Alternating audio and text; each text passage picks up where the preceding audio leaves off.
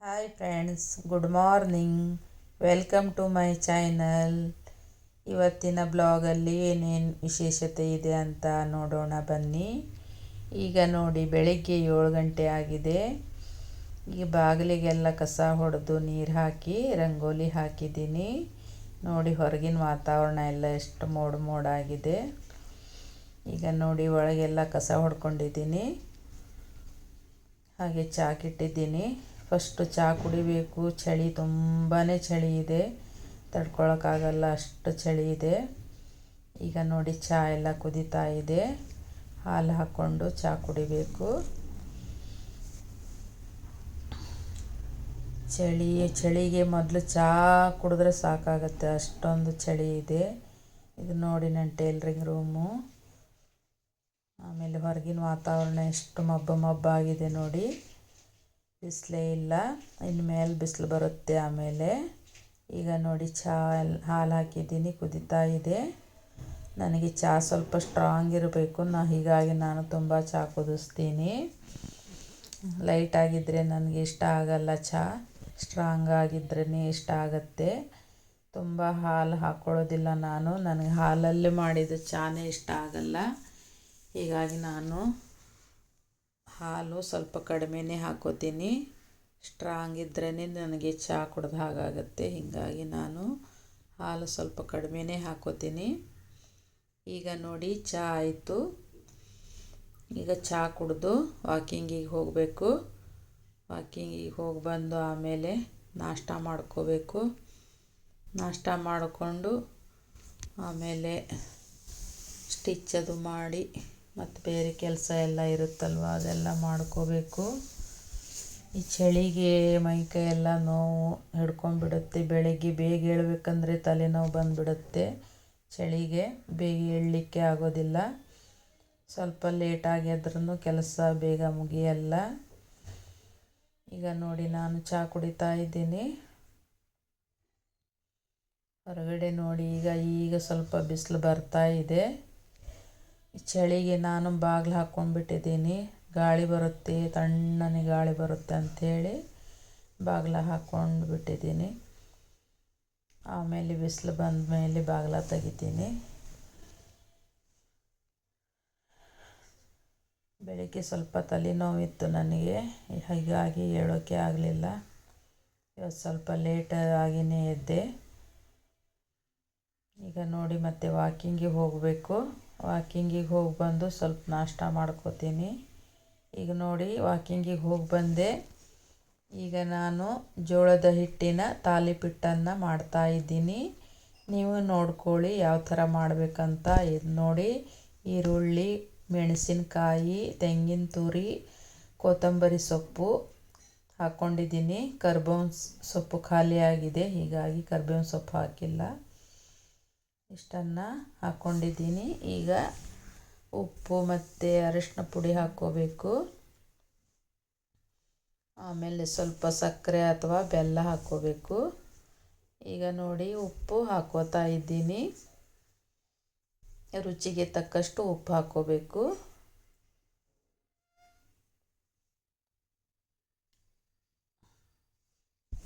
ಈಗ ನೋಡಿ, ಅರಿಶಿನ ಪುಡಿ ಹಾಕ್ಕೋತಾ ಇದ್ದೀನಿ.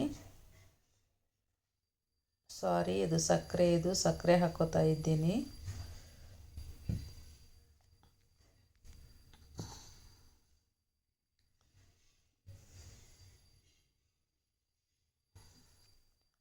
ಆಮೇಲೆ ಈಗ ಅರಿಶಿನ ಪುಡಿನ ಹಾಕ್ಕೋತಾ ಇದ್ದೀನಿ. ನೋಡಿ, ಒಂದು ಸ್ವಲ್ಪನೇ ಸಣ್ಣ ಚಮಚಲ್ಲಿ ಒಂದು ಸ್ವಲ್ಪನೇ ಹಾಕ್ಕೋತಾ ಇದ್ದೀನಿ.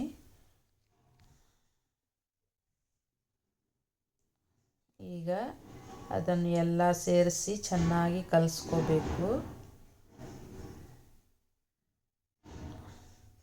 ಈರುಳ್ಳಿ, ತೆಂಗಿನ ತುರಿ ಇದೆಲ್ಲನೂ ಚೆನ್ನಾಗಿ ಮಿಕ್ಸ್ ಮಾಡಿಕೊಂಡು ಚೆನ್ನಾಗಿ ಕಲಿಸ್ಕೋಬೇಕು. ನೀರು ಖಾಲಿಯಾಗಿತ್ತು, ಹಿಡ್ಕೋತಾ ಇದ್ದೀನಿ. ಈಗ ನೋಡಿ, ಇದೆಲ್ಲವನ್ನು ಮಿಕ್ಸ್ ಮಾಡಿಕೊಂಡು ಚೆನ್ನಾಗಿ ಕಲಿಸ್ಬೇಕು. ಎಲ್ಲ ಚೆನ್ನಾಗಿ ಮಿಕ್ಸ್ ಆಗಬೇಕದು. ಆ ಥರ ಕಲಿಸ್ಕೋಬೇಕು. ಈಗ ನೋಡಿ ತಾಲಿಪೀಠ ಮಾಡೋದಕ್ಕೆ ಹಂಚು ಇಟ್ಕೋತಾ ಇದ್ದೀನಿ. ಇದೆಲ್ಲವನ್ನು ಮಿಕ್ಸ್ ಮಾಡಿಕೊಂಡು ಚೆನ್ನಾಗಿ ಕಲಿಸ್ಕೋಬೇಕು. ಚೆನ್ನಾಗಿ ಕಲಿಸ್ಕೊಂಡ್ರೇ ರುಚಿ ಬರೋದು, ಇಲ್ಲಾಂದರೆ ರುಚಿ ಬರಲ್ಲ. ಫಸ್ಟು ಚೆನ್ನಾಗಿ ಇದನ್ನು ಕಲಿಸ್ಕೋಬೇಕು, ಆಮೇಲೆ ಹಿಟ್ಟು ಹಾಕ್ಕೋಬೇಕು. ಈಗ ನೋಡಿ ಚೆನ್ನಾಗಿ ಕಲಿಸ್ಕೊಂಡಿದ್ದೀನಿ.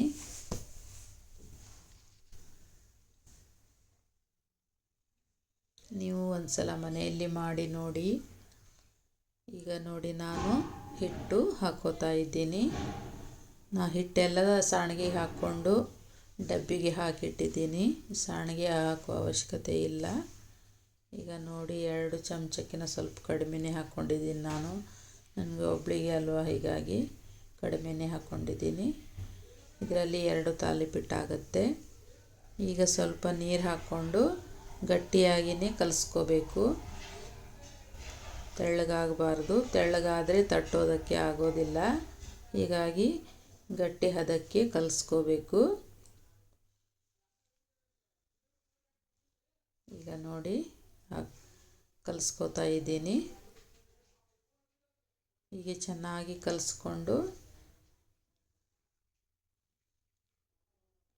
ಇದೇ ಥರ ಮತ್ತು ಬೇರೆ ಹಿಟ್ಟಲ್ಲೂ ಮಾಡ್ಬೋದು. ಅಕ್ಕಿ ಹಿಟ್ಟಲ್ಲಿ, ಆಮೇಲೆ ಗೋಧಿ ಹಿಟ್ಟಲ್ಲಿ, ರಾಗಿ ಹಿಟ್ಟಲ್ಲಿ ಈ ಥರನೂ ಮಾಡ್ಕೋಬೋದು. ಇದು ಸೇಮ್ ಥರ, ಹಿಟ್ಟು ಮಾತ್ರ ಚೇಂಜು. ಇಲ್ಲಾಂದರೆ ನೀವು ಎಲ್ಲ ಹಿಟ್ಟು ಸ್ವಲ್ಪ ಸ್ವಲ್ಪ ಹಾಗೆ ಮಿಕ್ಸ್ ಮಾಡಿಕೊಂಡು ಆ ಥರನೂ ಮಾಡ್ಬೋದು. ಎಲ್ಲ ಥರ ಪೌಷ್ಟಿಕಾಂಶ ಸಿಗುತ್ತೆ. ಆ ಥರ ಮಾಡಿದರೆ ತುಂಬಾ ಒಳ್ಳೆಯದು.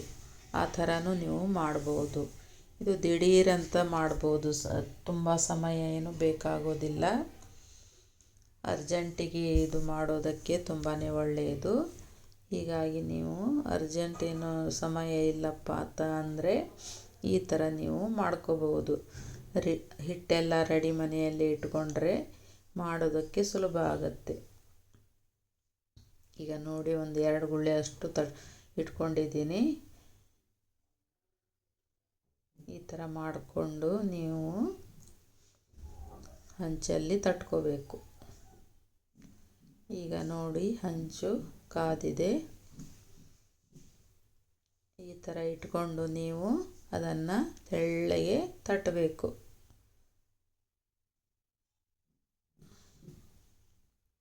ತಿನ್ನೋದಕ್ಕೂ ತುಂಬ ರುಚಿಯಾಗುತ್ತೆ. ಆಮೇಲೆ ಹೆಲ್ತಿಗೂ ತುಂಬಾ ಒಳ್ಳೆಯದು. ವೆಯ್ಟ್ ಲಾಸ್ ಮಾಡೋರಿಗಂತೂ ತುಂಬಾ ಒಳ್ಳೆಯದು.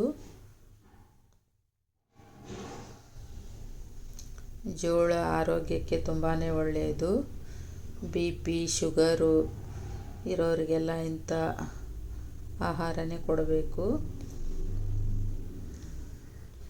BP ಶುಗರು ಹೆಚ್ಚಾಗಲ್ಲ ಈ ಥರ ಕೊಡೋದ್ರಿಂದ.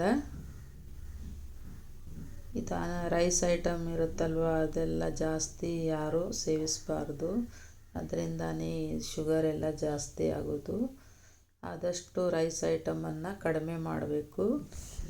ಬೇರೆ ಈ ಥರ ಜೋಳ, ನವಣೆ, ಸಜ್ಜೆ ಈ ಥರ ಐಟಮ್ಗಳಲ್ಲೇ, ರಾಗಿ ಇಂಥದ್ರಲ್ಲೇ ಜಾಸ್ತಿ ನಾವು ಸೇವಿಸಬೇಕು. ಬೇರೆ ಬೇರೆ ಐಟಮ್ ಮಾಡಿ ಅದರಿಂದ ನೀವು ಸೇವಿಸಬೇಕು. ಯಾಕಂದರೆ ಈ ಶುಗರ್ ಐಟಮ್ ಎಲ್ಲ ತಿಂದರೆ ಬೊಜ್ಜು ಬರುತ್ತೆ. ಆಮೇಲೆ BP ಶುಗರು ಎಲ್ಲ ಜಾಸ್ತಿ ಆಗುತ್ತೆ. ಹೀಗಾಗಿ ಈ ಥರ ಎಲ್ಲ ಮಾಡಿಕೊಂಡು ನೀವು ಸೇವಿಸಬೇಕು. ನೋಡಿ ಈಗ ಇದು ಪಾತ್ರೆಗಳಿದ್ದಿದ್ದೆಲ್ಲ ತೊಳ್ಕೊತಾ ಇದ್ದೀನಿ.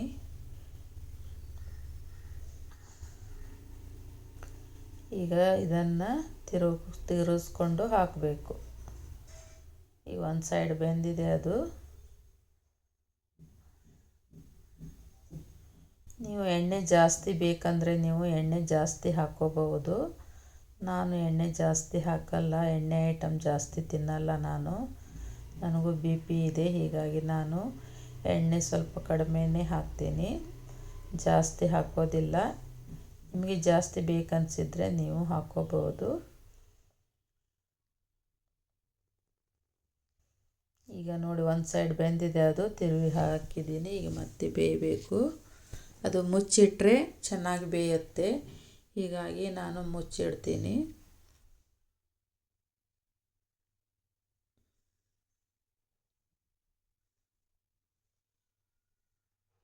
ಈ ನನ್ನ ವಿಡಿಯೋ ಎಲ್ಲ ಹೇಗೆ ಬರ್ತಾ ಇದೆ ಅಂತ ಕಮೆಂಟ್ ಮಾಡಿ. ಮತ್ತು ನೀವು ಸಬ್ಸ್ಕ್ರೈಬ್ ಮಾಡಿಕೊಂಡು ವಿಡಿಯೋನ ಪೂರ್ತಿಯಾಗಿ ನೋಡಿ. ವಿಡಿಯೋ ಚೆನ್ನಾಗಿದ್ದರೆ ಒಂದು ಲೈಕ್ ಕೊಡಿ. ಬೆಲ್ಲನ್ನು ಒತ್ತಿದರೆ ನಿಮಗೆ ನಾನು ಹಾಕ್ತಾ ಇರೋ ವಿಡಿಯೋ ಎಲ್ಲ ನಿಮಗೆ ಮೊದಲಿಗೆ ಬರುತ್ತವೆ. ಹೀಗೆ ನೀವು ಸಪೋರ್ಟ್ ಮಾಡ್ತಾ ಇರಿ. ಈಗ ನೋಡಿ ಬೆಂದಿದೆ, ಇದಾಯಿತು. ಈಗ ಇದು ರೆಡಿ ಆಯಿತು. ಇನ್ನೊಂದನ್ನು ತಟ್ಟಬೇಕು.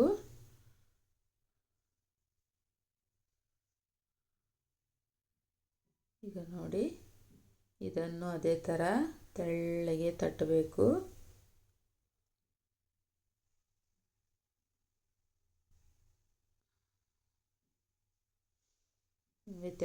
ಇದು ತಟ್ಟೋದಕ್ಕೆ ಸ್ವಲ್ಪ ಕಷ್ಟ ಆದರೆ ಸ್ವಲ್ಪ ಕೈಗೆ ನೀರು ಹಚ್ಕೊಂಡು ತಟ್ಟಿದರೆ ಚೆನ್ನಾಗಾಗತ್ತೆ.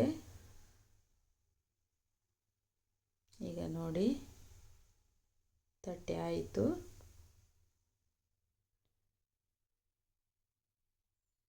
ಈಗ ಅದರ ಮೇಲೆ ಸ್ವಲ್ಪ ಎಣ್ಣೆ ಬಿಟ್ಕೊಳ್ಳೋಣ.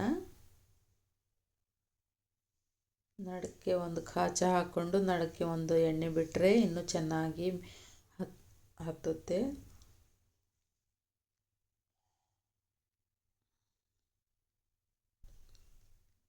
ಜಾಸ್ತಿ ಉರಿ ಇಟ್ಕೋಬೇಡಿ, ಸಣ್ಣ ಉರಿಯಲ್ಲಿ ಬೇಯಬೇಕದು. ಜಾಸ್ತಿ ಉರಿ ಇಟ್ಕೊಂಡ್ರೆ ಅದು ಸೀದು ಹೋಗುತ್ತೆ.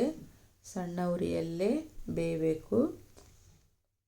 ಈಗ ನೋಡಿ ನಾನು ಸ್ವಲ್ಪ ಅದು ಮಾಡಿದ್ದು ಪಾತ್ರೆ ಎಲ್ಲ ಇದೆ, ಇದೆಲ್ಲ ತೊಳ್ಕೊಬೇಕು. ಆವಾಗನೇ ಕೆಲಸ ಮಾಡಿದರೆ ತುಂಬಾ ಒಳ್ಳೆಯದು. ಮನೆಯೆಲ್ಲ ಕ್ಲೀನಾಗಿರುತ್ತೆ. ಆಮೇಲೆ ಮಾಡಿದರೆ ಆಯಿತು ಅಂತ ಇಟ್ಟರೆ ಹಾಗೆ ಅಲ್ಲೇ ಬೀಳುತ್ತೆ ಅದು. ನಂಗೆ ಮದುವೆ ಸ್ಟಿಚ್ಚಿಂಗಿಗೆ ಕೂತ್ರೆ ಬೇಗ ಹೇಳೋದಕ್ಕಾಗೋದಿಲ್ಲ. ಈಗ ನಾನು ಬೇಗ ಮುಗಿಸ್ಕೊಂಡು ಆವಾಗ ಎಲ್ಲ ಕೆಲಸ ಮುಗಿಸ್ಕೊಂಡು ಸ್ಟಿಚ್ಚಿಂಗಿಗೆ ಕೂಡ್ತೀನಿ.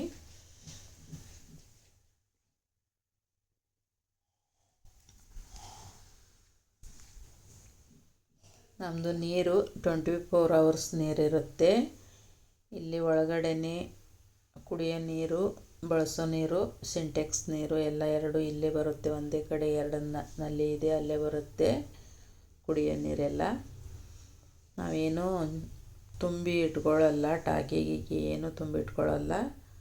ಆವಾಗ ನೀರು ಹಿಡ್ಕೊಂಡು ಬಳಸ್ತೀವಿ.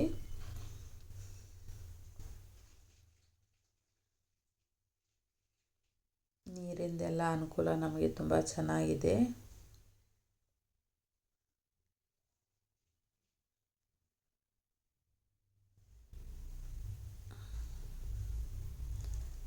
ದಯವಿಟ್ಟು ಎಲ್ಲರೂ ಸಪೋರ್ಟ್ ಮಾಡಿ, ಸಬ್ಸ್ಕ್ರೈಬ್ ಮಾಡಿಕೊಂಡೇ ವಿಡಿಯೋಗಳನ್ನು ನೋಡಿ. ನಿಮ್ಮ ಸಪೋರ್ಟ್ ನಮಗೆ ತುಂಬಾ ಮುಖ್ಯ.